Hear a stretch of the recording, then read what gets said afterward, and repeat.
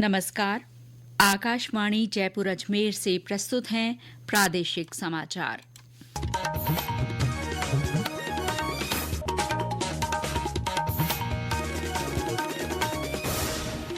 मुख्य समाचार। प्रधानमंत्री नरेंद्र मोदी ने कहा, वैश्विक विकास और भारत की प्रगति यात्रा में प्रवासी भारतीयों की महत्वपूर्ण भूमिका है। मुख्यमंत्री भजनलाल शर्मा ने जोधपुर में पश्चिमी राजस्थान उद्योग हस्तशिल्प उत्सव का उद्घाटन किया। महिला और बाल विकास मंत्रालय की ओर से कल से उदयपुर में चिंतन शिविर, महिलाओं और बच्चों के कल्याण से जुड़े विभिन्न मुद्दों पर चर्चा होगी। और राज्य में कल से मौसम में बदलाव के आसार, 3 दिन तक कई स्थानों पर बारिश और कहीं-कहीं ओले गिरने की संभावना। समाचारों के साथ मैं शीला चावला और अब समाचार विस्तार से। प्रधानमंत्री नरेंद्र मोदी ने कहा है कि वैश्विक विकास और भारत की विकास यात्रा में प्रवासी भारतीयों की महत्वपूर्ण भूमिका है। उन्होंने कहा कि 2047 तक भारत को विकसित राष्ट्र बनाने में प्रवासी भारतीयों का अहम रोल है। श्री मोदी आज भुवनेश्वर में प्रवासी भारतीय दिवस के औपचारिक उद्घाटन सभा में बोल रहे थे। प्रधानमंत्री ने कहा कि भारत सभी क्षेत्रों में उत्कृष्ट प्रदर्शन कर रहा है और जल्द ही प्रवासी भारतीय एयरक्राफ्ट बनाने में मेड इन इंडिया कार्यक्रम में योगदान करेंगे। प्रधानमंत्री ने कहा कि सरकार का जोर युवाओं के कौशल विकास और उनकी क्षमता का बेहतर उपयोग करने पर है। आने वाले कई दशकों तक भारत दुनिया का सबसे यंग और स्किल्ड पॉपुलेशन वाला देश बना रहेगा। दुनिया के अनेक देश अब भारत के स्किल्ड यूथ का दोनों हाथों से स्वागत कर रहे हैं। ऐसे में भारत सरकार का भी प्रयास है कि कोई भी भारतीय विदेश जाए तो वो बेहतरीन स्किल के साथ ही जाए। राष्ट्रपति द्रौपदी मुर्मू कल सम्मेलन के समापन समारोह में हिस्सा लेंगी। गृह मंत्रालय ने सभी राज्यों और केंद्र शासित प्रदेशों से जेलों और सुधार संस्थानों में क्षय रोग उन्मूलन का 100 दिन का अभियान शुरू करने का आग्रह किया है। मंत्रालय ने इस बारे में पत्र लिखा है। इस अभियान के जरिए सभी राज्यों और केंद्र शासित प्रदेशों को जांच शिविर आयोजित करने और टीबी रोग के बारे में जागरूकता सामग्री प्रदर्शित करने को कहा गया है। इधर 12 में 100 दिवसीय टीबी मुक्त अभियान के तहत आज बामला गांव के प्राथमिक स्वास्थ्य केंद्र पर शिविर का आयोजन किया गया। इसमें संभावित रोगियों की स्क्रीनिंग की गई। जोधपुर में आज से पश्चिमी राजस्थान उद्योग हस्तशिल्प उत्सव की शुरुआत हुई। मुख्यमंत्री भजनलाल शर्मा ने इसका उद्घाटन किया। इस मौके पर मुख्यमंत्री ने अपने संबोधन में कहा कि इस उत्सव के माध्यम से शिल्पकारों और कामगारों को अपनी कला का प्रदर्शन करने और उद्योग बढ़ाने के समुचित अवसर मिलेंगे। हमारे संवाददाता ने बताया कि 19 जनवरी तक चलने वाले इस उत्सव के दौरान कई कार्यक्रम होंगे। हस्तशिल्प उत्सव में 700 से अधिक दुकानें लगाई गई है। इस बार मेले में भेंट द्वार का थीम पर विशेष डोम तैयार करवाया गया है। मेले में प्रतिदिन रक्तदान कैंप आयोजित किया जाएगा। मेले में आयुष्मान कार्ड बनाने की भी व्यवस्था की गई है। सेंट्रल पंडाल में सरदार वल्लभ भाई पटेल की 30 फीट ऊंची स्टेच्यू ऑफ यूनिटी प्रतिमा स्थापित की गई है। मेले के दौरान महिलाओं और बच्चों के लिए विभिन्न प्रतियोगिताएं आयोजित होगी। साथ ही प्रतिदिन विभिन्न विषयों पर संगोष्ठियां और सांस्कृतिक कार्यक्रम आयोजित किए जाएंगे। रामेश्वर बेड़ा, आकाशवाणी समाचार, जोधपुर। मुख्यमंत्री भजनलाल शर्मा का कल बाड़मेर दौरे का कार्यक्रम है। इस दौरान श्री शर्मा नागाना स्थित मंगला प्रोसेसिंग टर्मिनल का जायजा लेंगे। मुख्यमंत्री के दौरे की तैयारियों के मद्देनजर आज जिला कलेक्टर टीना डाबी और जिला पुलिस अधीक्षक नरेंद्र सिंह मीणा ने मंगला प्रोसेसिंग टर्मिनल का निरीक्षण किया। मुख्य सचिव सुधांशु पंत ने कहा है कि सभी अधिकारी आपणों अग्रणी राजस्थान के संकल्प को साकार करने का प्रयास करें। श्री पंत आज जोधपुर में संभागीय अधिकारियों की समीक्षा बैठक में बोल रहे थे। उन्होंने कहा कि सभी अधिकारी राज्य सरकार की मंशा के अनुसार अपनी जिम्मेदारियों को निष्ठा के साथ पूरा करें। मुख्य सचिव ने कहा कि आम आदमी की समस्याओं को दूर कर उन्हें राहत पहुंचाना हर कार्मिक का पहला दायित्व है। बैठक में राज्य सरकार की फ्लैगशिप योजनाओं के क्रियान्वयन और पब्लिक सर्विस डिलीवरी की समीक्षा की गई। राज्यपाल हरिभाऊ बागड़े की ओर से आज अजमेर में ख्वाजा साहब की दरगाह पर चादर पेश की गई। इस अवसर पर राज्यपाल का संदेश भी सुनाया गया।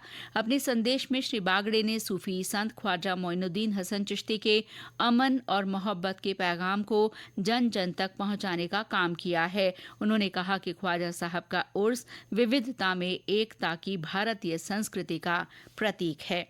ये समाचार आकाशवाणी जयपुर अजमेर से प्रसारित किए जा रहे हैं। प्रादेशिक समाचार बुलेटिन आप हमारे x handle @AIRnews_Jaipur, YouTube channel Rajasthan AIR news और फेसबुक AIR न्यूज राजस्थान पर भी सुन सकते हैं। इसके साथ ही आप हमारी वेबसाइट newsonair.gov.in पर भी समाचार सुन सकते हैं और संबंधित फोटो तथा वीडियो देख सकते हैं। केंद्रीय महिला और बाल विकास मंत्री अन्नपूर्णा देवी कल उदयपुर में चिंतन शिविर का उद्घाटन करेंगी। 3 दिन चलने वाले इस शिविर में राज्य और केंद्र शासित प्रदेशों के प्रतिनिधियों के साथ महिलाओं और बच्चों के समग्र विकास और कल्याण से संबंधित विभिन्न मुद्दों पर चर्चा की जाएगी। इसके साथ ही महिला और बाल विकास मंत्रालय की ओर से चलाई जा रही विभिन्न योजनाओं और राज्यों की ओर से किए जा रहे नवाचारों पर भी विचार किया जाएगा। कार्यक्रम में केंद्रीय महिला और बाल विकास राज्य मंत्री सावित्री ठाकुर, उप मुख्यमंत्री दिया कुमारी तथा महिला और बाल विकास राज्य मंत्री डॉ मंजू बाघमार, विभिन्न राज्यों के महिला और बाल विकास मंत्री, सचिव और वरिष्ठ अधिकारियों सहित 150 प्रतिनिधि हिस्सा लेंगे। जैसलमेर में बेटी बचाओ बेटी पढ़ाओ के तहत आज मरु उड़ान कार्यक्रम का शुभारंभ हुआ। जिला प्रशासन और महिला अधिकारिता विभाग की ओर से हुए इस कार्यक्रम में महिलाओं के साथ संवाद कार्यशाला रखी गई। इस दौरान जिला कलेक्टर प्रताप सिंह ने योजना के बेहतर क्रियान्वयन के निर्देश दिए। मरु उड़ान योजना का उद्देश्य प्रदेश की महिलाओं को स्वास्थ्य, शिक्षा, स्वरोजगार के क्षेत्र में सशक्त करना है। हमारे संवाददाता ने बताया कि इसके माध्यम से मानसिक स्वास्थ्य और आत्मरक्षा, साइबर अपराधों के खिलाफ जागरूकता और ड्राइविंग कोर्स पर भी प्रशिक्षण सत्र होंगे। कार्यशाला में मुख्यमंत्री नारी शक्ति प्रशिक्षण एवं कौशल संवर्धन योजना, जिसके तहत बालिकाओं के निःशुल्क computer basic course, financial accounting प्रशिक्षण, निःशुल्क व्यक्तित्व विकास एवं इंग्लिश स्पीकिंग प्रशिक्षण की विस्तृत जानकारी भी दी गई। इस अवसर पर महिलाओं के कौशल विकास के लिए सरकार द्वारा क्रियान्वित योजनाओं की जानकारी भी विस्तार से दी गई। मनीष व्यास, आकाशवाणी समाचार, जैसलमेर। सवाई माधोपुर जिला मुख्यालय पर भी आज से राजस्थान मरु उड़ान कार्यक्रम शुरू हुआ। इसमें चिकित्सकों की ओर से महिलाओं को शारीरिक और मानसिक स्वास्थ्य के बारे में जानकारी दी गई। प्रधानमंत्री नरेंद्र मोदी का मासिक रेडियो कार्यक्रम मन की बात इस बार 19 जनवरी को होगा। आकाशवाणी से ये कार्यक्रम 10 वर्ष से भी अधिक समय से प्रसारित हो रहा है। इस महीने इसकी 118वीं कड़ी होगी। इसके लिए श्रोता 17 जनवरी तक टोल फ्री नंबर 1800-117800 पर अपने सुझाव भेज सकते हैं। इसके अलावा 1922 नंबर पर मिस्ड कॉल देकर SMS पर मिले लिंक के जरिए भी सुझाव भेजे जा सकते हैं। नरेंद्र मोदी ऐप या MyGov ओपन फोरम के माध्यम से भी ऑनलाइन सुझाव दिए जा सकते हैं। परीक्षा पे चर्चा कार्यक्रम के 8वें संस्करण के लिए देश विदेश से 2 करोड़ 70 लाख से ज्यादा विद्यार्थियों, शिक्षकों और अभिभावकों ने पंजीकरण करवाया है। इस कार्यक्रम के लिए mygov.in पोर्टल पर ऑनलाइन पंजीकरण 14 दिसंबर से शुरू हुआ, जो 14 जनवरी तक जारी रहेगा। शिक्षा मंत्रालय ने कहा है कि कार्यक्रम मानसिक स्वास्थ्य पर बातचीत और परीक्षाओं के प्रति सकारात्मक दृष्टिकोण को बढ़ावा देने के लिए छात्रों के बीच लोकप्रिय है।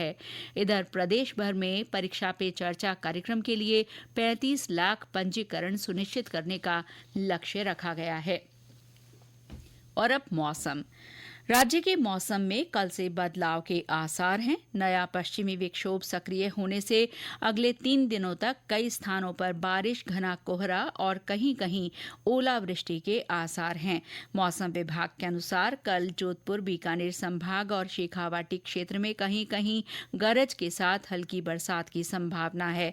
मौसम केंद्र जयपुर के निदेशक राधेश्याम शर्मा ने बताया कि 11 जनवरी को बीकानेर, जयपुर और भरतपुर संभाग के कुछ हिस्सों में मध्यम बारिश हो सकती है, वहीं कहीं कहीं ओले भी गिर सकते हैं। एक नया पश्चिमी विक्षोभ 10-11 जनवरी को राज्य के कुछ भागों में सक्रिय होगा। इसके असर से 10 जनवरी रात्रि से ही पश्चिमी राजस्थान के जोधपुर, बीकानेर संभाग में कहीं कहीं मेघ गर्जन के साथ बारिश की संभावना है। इसके अलावा 12 जनवरी को उत्तर बीकानेर संभाग, शेखावाटी क्षेत्र, जयपुर और भरतपुर संभाग में भी मेघ गर्जन के साथ कहीं कहीं बारिश की संभावना है और 11 जनवरी को कहीं कहीं ओलावृष्टि होने की भी संभावना है। 12 जनवरी से इस सिस्टम का असर समाप्त होगा और एक बार फिर से मौसम शुष्क रहेगा और अगले 3-4 दिन तक कहीं घना कोहरा भी जाने की संभावना है।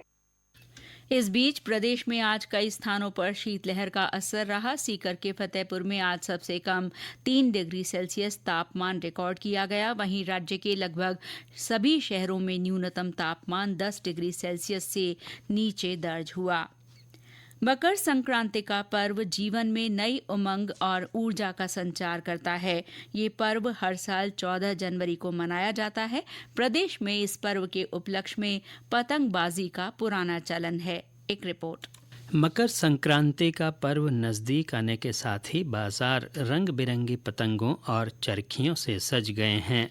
पतंगबाजी के शौकीन हर उम्र के लोग इस पर्व का बेसब्री से इंतजार करते हैं। राजधानी जयपुर के बाजारों में नई नई डिजाइनों की आकर्षक पतंगें देखने को मिल रही हैं। इनमें नेता, अभिनेता, फिल्मी सितारों और कार्टून वाली पतंगें खासी लोकप्रिय हैं। संक्रांति के मद्देनजर पशुपालन विभाग ने चाइनीज मांझे के उपयोग और बिक्री पर रोक लगाई है। इसके साथ ही प्लास्टिक और सिंथेटिक पदार्थों से बने मांझे पर भी प्रतिबंध लगाया गया है। पशु पक्षियों और लोगों के धारदार मांझे से दुर्घटनाग्रस्त होने की आशंका को देखते हुए ये रोक लगाई गई है। वहीं कई स्वयंसेवी संस्थाओं की ओर से पशु पक्षी चिकित्सालय खोले गए हैं और हेल्पलाइन नंबर भी जारी किए गए हैं। समाचार कक्ष से सुदर्शन नाहर। और अंत में मुख्य समाचार एक बार फिर। प्रधानमंत्री नरेंद्र मोदी ने कहा, वैश्विक विकास और भारत की प्रगति यात्रा में प्रवासी भारतीयों की महत्वपूर्ण भूमिका है। मुख्यमंत्री भजनलाल शर्मा ने जोधपुर में पश्चिमी राजस्थान उद्योग हस्तशिल्प उत्सव का उद्घाटन किया। महिला और बाल विकास मंत्रालय की ओर से कल से उदयपुर में चिंतन शिविर, महिलाओं और बच्चों के कल्याण से जुड़े विभिन्न मुद्दों पर चर्चा होगी। और राज्य में कल से मौसम में बदलाव के आसार, 3 दिन तक कई स्थानों पर बारिश और कहीं कहीं ओले गिरने की संभावना। इसके साथ ही प्रादेशिक समाचार बुलेटिन समाप्त हुआ। नमस्कार।